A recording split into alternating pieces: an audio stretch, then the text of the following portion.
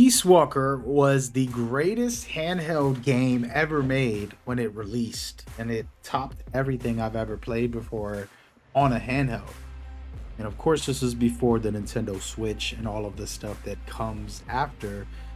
But man, oh man, this game was phenomenal. And today I want to dive into some thoughts about this game and what's possible for the future.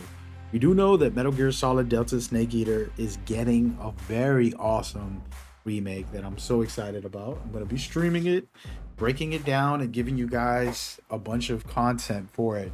So keep a lookout for this channel and my guides, tips, and tricks channel on Mad Gamer INC. Both those two will be the place to find all that.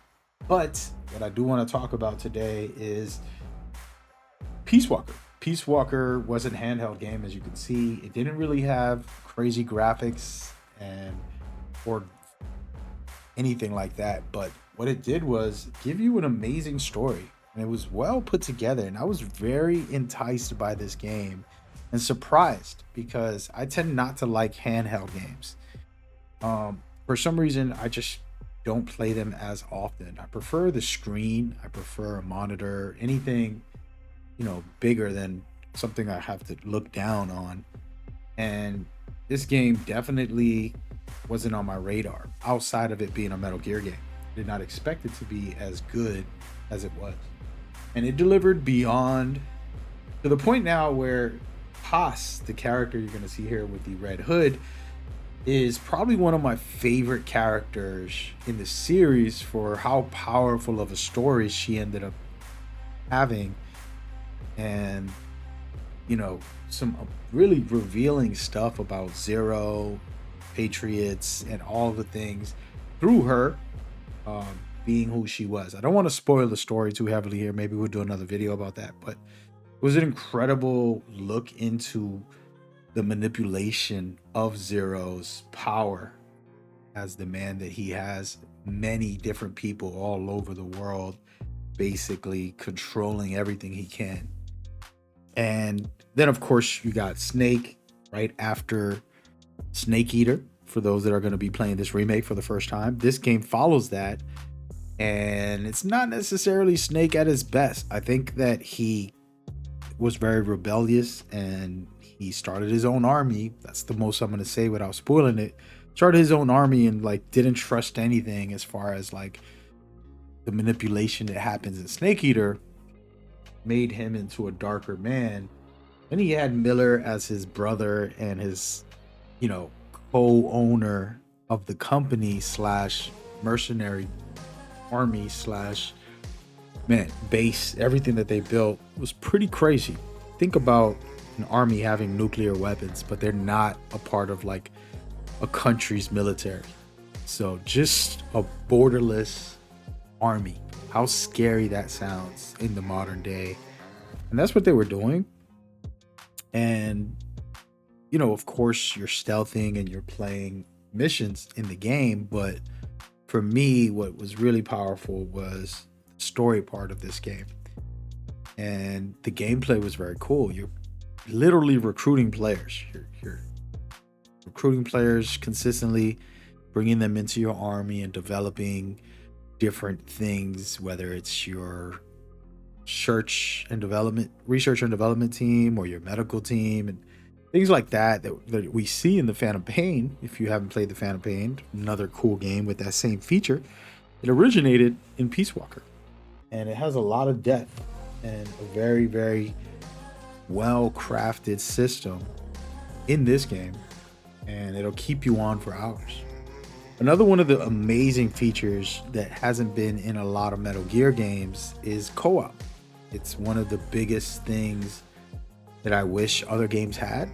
I understand why it doesn't exist, because single player games are fun to be able to just enjoy on your own time without the pressure of having to have someone with you or them ruining what you're doing. I mean, as a stealth player, when I go into a mission and I played co-op games that had some stealth, but the people I'm playing with suck at stealth and they just go running and gunning, and they'll ruin my play. And it's all right, well, let's just run and gun then. And then you have to basically submit to their nonsense.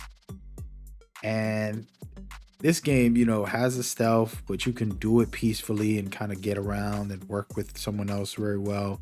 And I love that.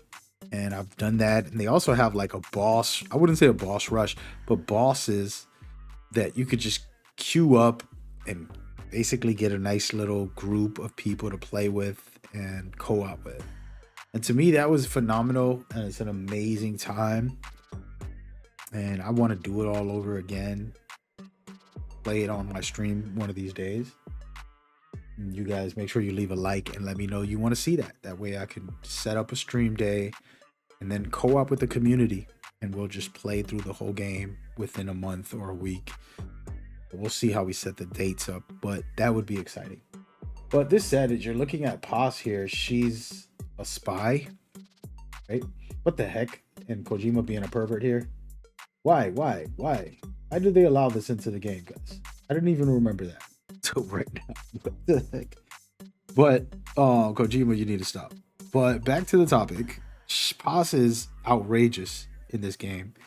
You know, her storyline and her truth, once you find out everything about her and what she went through as a kid and why she's doing what she's doing now, and it's so cool. And I think that like graphics, if they brought this game to life, you just think about it like a Phantom Pain graphics or, you know, Delta graphics, even better. That would be phenomenal. And so that is my case for Peace Walker. An amazing, fun game. Has a lot of cool features. I'm not sure how they would do this because it is episodes. So it's going to be very short, 5-minute or less episodes. If you're watching right now, you'll go in and you do a quick mission and then you'll get out and you're done. And so it's not like you're playing long, drawn out missions. So I don't know how the modern day mechanics and gameplay would feel.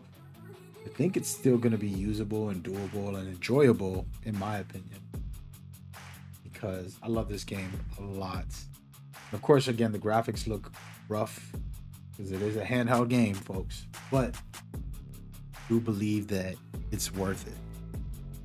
That's just me. Now, I do have a video about Metal Gear Solid 4 and a bunch of other games in the series that I think deserve a remake. We're doing a series here, so you can go watch that popping up and enjoy. I'll see y'all on that next one.